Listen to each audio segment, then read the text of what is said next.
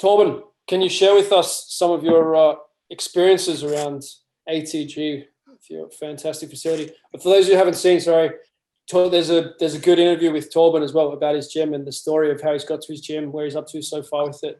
I think I would highly recommend to anyone who has a gym or has ambitions for one. It's in the coaches contributions section. Yeah, and now to present, and I'll try to. It's not my native language, but I'll try to go the best I can. So but I got some ideas, and I've been wondering how I could make this the best way for a month or so, because I wanted to get really integrated in it, and really found that one sentence that really struck with me on the ATG. I think I can share. Is my screen shared now? Yes, it is. You can see the whole the whole thing. And that one sentence that will be making an impact without interfering, and I think that really surrounds what ATG is for me, at least. How I use it, and how I use the principles, and how I use the knowledge that's within. And it's not only about training. I think there's a big thing here going on, because I think there's a lot of learning in life.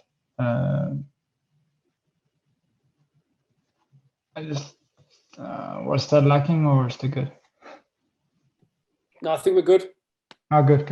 But I think there's a lot about life and learning in total. So and just a little background on me. I'm 34 years old, and now have a fiance, and my baby girl is sleeping. So if she's suddenly screaming, I have to run. That's an emergency exit. But because I'm alone with her this night, because my fiance is a doctor and a pediatric, so she's working right now at night shift. And I'm coming from a boxing background, so I've been boxing for 14 years of my life, with 11 years as an amateur boxer, doing more than 180 fights. And like I read there, multiple regional, national, and Nordic champ, and I think I topped it, being the 5th at Worlds in 2009, by then excluding and winning against the junior world champion in my 8th final, just before the quarterfinal, and in the quarterfinal lost to the soon to be world champion. So in a close fight there. Then I went on to be a pro. I moved to Germany, Berlin, and lived there for a year.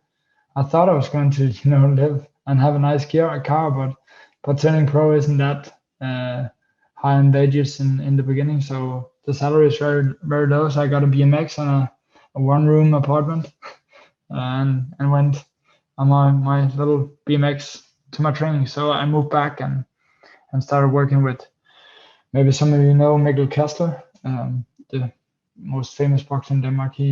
I moved over at his place and was there for a couple of years. But a thing that I also talked about on our last chat, Keegan, is what really got me into training is the whole question on why you do like you do. Because when I went on training camps around the world, we had one goal, and that was making me the best boxer possible. So why do we do on one way when I'm in Denmark, another way in Germany, and a third way in Cuba? But everybody wants to be the best, but we do it different ways. So that was my first encounter with different views of how to reach the same goal, and that got me very interested in knowing why before I do something, and that stuck with me through learning to to coach others. They always have to know the why, and I think also going back to the ATG is that we always have a why. So there's always a big why actually connected to everything we do, and that's really what cements the thing about it, in my opinion. And after I finished boxing, had my last pro fight in 2014, yeah, September 14, I had my last fight. I lost, was floored 3 times and then lost. But yeah, I was down first time within 10 seconds. That really struck my temple, and then you're either in fight or flight mode. And I went on the fight mode. And I don't know if that's in hindsight was the smartest idea, but that was what I did. And yeah, that was a hell of a fight for 2 minutes. And then that suddenly that takes away your carpet of what you thought you were about to do, and you have to relive yourself just sitting on the couch. And I got an SMS, a text from my promoter at that time, Team Sauerland, that in my contract it was stated that if I lost a fight, they could terminate my contract and give me a new one. And my salary wasn't high in the beginning, and now they want to pay me even lower. And I just texted a reply saying "fuck you," and then that ended, because it was me getting punched in the face, and that's not really healthy if you're not paid to prepare yourself adequately. So from that on, I just sat on my couch and thought, what the hell am I gonna do? And that led into further investigation on teaching others and helping people with some of my experience, and even learn more. That I want to learn more about all this. And that the picture there is actually from my first ever training I made for free down in a I don't know what it's called, a park in Aalborg, my hometown. We had on Sunday, this is on Wednesday or something in the summer. On Sunday, I had a walk where I invited people to come and walk for an hour. And like I said to you, Keegan, that was one woman showed up because I wanted to see if I could help people mentally doing something by talking and chatting, and making a difference with the people who aren't able to train but able to walk and just do the daily movement. So that was quite of a punch, only one showing up. But then after, on Wednesday or Thursday or something, I invited to a free training outside with this Train for Warriors. Was Martin Rooney was the first course I really engaged into, and he's a phenomenal speaker, and I think of his principles good, but I learned more since. But he's a phenomenal speaker and a motivator. And these 50 people showed up, and it was awesome. That really kicked in that this is something I want to make an impact on this one. And then after that, I went on my journey with Poliquin on the PICP level 1 and 2. And I practiced a whole lot. I went from free training with people just to get the feedback. And from all this beginning, Poliquin, like we know also from what both Keegan and Ben have shared, is that I knew the split squats, not to the extent that we really do it in ATG, but I knew the principles, and about all this structural balance thing was a huge thing for me as a boxer, coming off to see how structured unbalanced I was actually.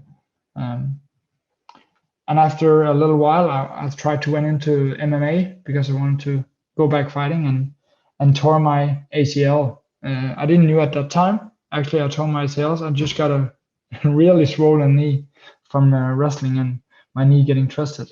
But I was a coach at a class in a CrossFit gym where I just suddenly stood up and my knee locked, and that was a meniscus tear.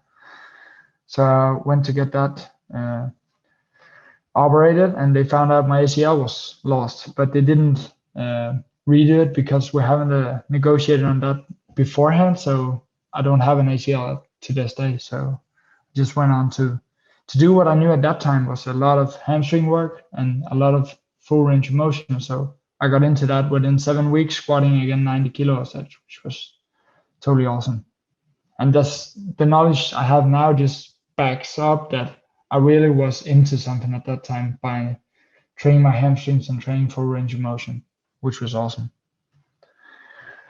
And yeah, I went on to from being a coach in a CrossFit gym, I saw potential in all this about connecting the regular CrossFit membership and the personal training, physiotherapy all in one, because time is what people think are the most limited factor in their lives. So by having it all in one place, we're gonna get people to go to get the right help at the right time instead of people getting totally injured before going and asking for help. And with my physiotherapists in my gym are all in the minds of we don't do manual therapy without a reason, so we don't do it very often. We do a lot of training. So it really connects all within that. My physiotherapist understanding the CrossFit, and we can impact the CrossFit because CrossFit members are totally open to do whatever. You can set them do a triathlon and they think it's cool. You can set them do strongman stuff, they think it's cool. So still exploring them for the ATG stuff is just like, hey, it's just training. And that's real nice because we have really open-minded people and they know what's best when they feel it, just like everyone else. So that's a really nice way to do it. But yeah, I think a lot here is on the way here, I got struck with some, I don't know if it's just when I got my kid, I found out I could go back from being a pro to an amateur because I have less than 15 fights. And I don't know if I wanted to have the last fight before my kid grew older and I would really want to focus on her. But when she was born, I started boxing again and went into training just once a week on actually boxing. So I only sparred once a week. Or also just focused on my strength training and my conditioning. I went on to be a regional and a national champ again, but just now 12 kilos higher than I was before. And people were laughing at me when coming up because I was, a little short and not as big as the other guys, but you can never neglect fundamental work and technical stuff compared to, and what is actually funny is that as a normal welterweight, 69 kilos, which I was boxing before, I did not stop many people. I was a primarily technician, but now in 81 light heavyweight, I stopped half of my opponents, and that's quite funny because the only thing difference is that I got structural stronger and kept my speed. So yeah, and now I got into really this ATG hit me because I've been doing a lot of these movements, not to the extent that we do in ATG, but I've been doing some of the principles because Poliquin is my main fundamental training-wise background. But what I see with ATG is that really this first sentence, making an impact without interfering, is and the short and long range principles are really what makes this difference, because I work with these guys here in this picture, from 170 kilos, Jonas down in the bottom left. And I also have the highest competing hockey team in Denmark, which were second in the national last year and won the first year I actually coached them. So I got both athletes and I got these lifestyle and a lot of CEOs, working people who don't want to achieve big numbers, but want to live healthy and be able to live their lives without limitations. And what I see is that no matter what I put in front of the question, does ATG make an impact here? I can say yes. And the biggest thing is that I can say yes without it interfering the actual goal. Because if you do long distance running, there will be some sort of training on which that will interfere the way to the goal. There's also be strongman training where you could say that will actually interfere in what you're trying to achieve if you implement these things. But with ATG, we don't, and that's what really fascinates me about the system, because it's more than a system; it's principles and your knowledge being shared. And if you're able to put that knowledge into the case, and if you really understand this, you could put it into everything without interfering. And that's what really hits me and gets me excited about it. So yeah, that's how I do. I do in my CrossFit. For example, to this day we had squat snatches on a workout, and we worked both the tips, the calves, and the knees beforehand, actually taking on the workout. And people were like super excited because someone who normally puts plates underneath their heels, they suddenly are able to move and doing the bench pullovers to really open them up. get them to move better, just like that. So that's really, it's really easy actually, I think, to implement for me in my gym as well. So starting to impact my trainers now, because I had to really dig into it myself before trying to implement, because I do not want to just copy paste, because that's not knowledge sharing. That's just copy pasting. So yeah, that's lead me into what's next, and I'm looking into right now expanding for another gym in a town just 20 kilometers north, which actually is closer to where I box. So my name is a bit bigger up there, but it's a smaller town, and I'm working on this educational internally, which is I'm also super excited about, and because the things about all the physical and the theory that is there to be shared, but I think at least in Denmark, I don't know about how you other guys have it, but in Denmark we have a lot of people being really good at their stuff, but they do not know how to coach, and they don't remember that being a coach in a gym is about people entering happy but leaving even happier without injuries. That's actually your biggest goal. And then of course next, learning them some stuff and getting them better without being injured, but they have to be happy.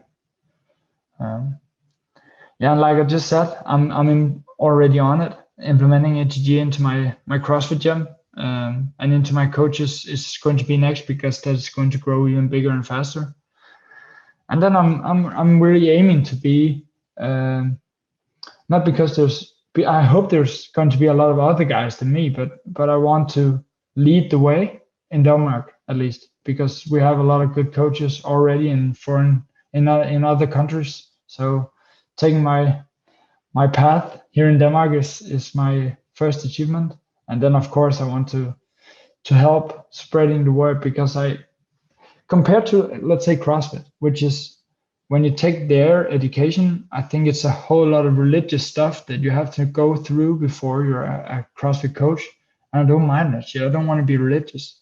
I want to believe in a principles about physical education, which is how to say, it doesn't matter, like I said before, it doesn't matter which sport or which way you do it. If you understand these principles, you can implement them, and that's really awesome. So if I'm able to help anything, or especially if people see this talk we had, Keegan, and if you think I'm able to help you, please reach out. I'm there to help.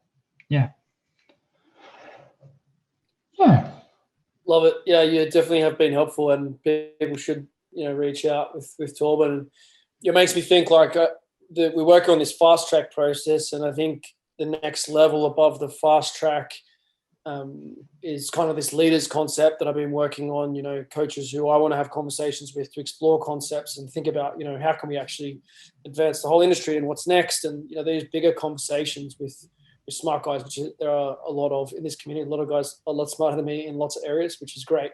But yeah, like how can we help coaches in Europe to go and spend time with you, or coaches in Denmark, like for coaches who are really serious about this and are getting really good results. Like I think there is something else that we can do there around live events. While it's so difficult to travel the world, setting up local coaches, local events, I think is a big next step. And I think we can work out, the financial and logistical details around that stuff to make it really work. But and just like I said, to see it right, we want the coaches to do it. So that's the big thing. Yeah, and just like I said, Keegan, on the other topic we had, I have a 1,400 square gym now, and we actually moved into the next facility instead of renting one. My investor, which is also my partner in my gym, he said, "Oh, just let's build one." So we're just going to draw the best gym, and then we'll build it. So that's awesome as well. Yeah. It's so powerful when coaches see, what you've done and where it started, and if you can see two facilities and that sort of thing, like it helps expand the vision for anyone who goes into one of those experiences. It's not just the technical knowledge that you pick up; it's the whole the whole thing, especially if we're open to those sorts of discussions about, you know, how it all came about. So, yeah, that was amazing. I really, really appreciate that, Torben. And you guys, if you've got feedback or things you want to ask, Torben has 760 member gym. I think it's the biggest membership gym I've heard of as far as community gyms. It's not a big box. It's not not like a Fitness First or something with 10,000 members that don't go. It's a real community gym with, you know, nearly 1,000 members, which is crazy. Yeah, we have around these 2,500 people through every week. So we also have a lot of active members. Yeah, it's not unique going through, but yeah, 2,500, 2,300 right now going through every week. So there's people coming through. Yeah.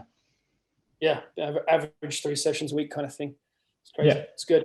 Yeah. That's how it should be. It's not crazy at all, but it's like the world is freaking crazy at the moment, and this is just should be normal. But anyways, well done. I really appreciate that, and amazing experience. I want to dig further into your experiences in the different boxing training techniques as well. I think that's a really good conversation to have another time. Thanks for sharing about your successes and challenges as a boxer as well. There's good vulnerability there. Yeah, there's a lot in that one as well. You think it's so, like serious, but it's not. But freaking awesome as well, and a lot of experience to think about now, also on the mental part. Really awesome. Yeah. Good, man.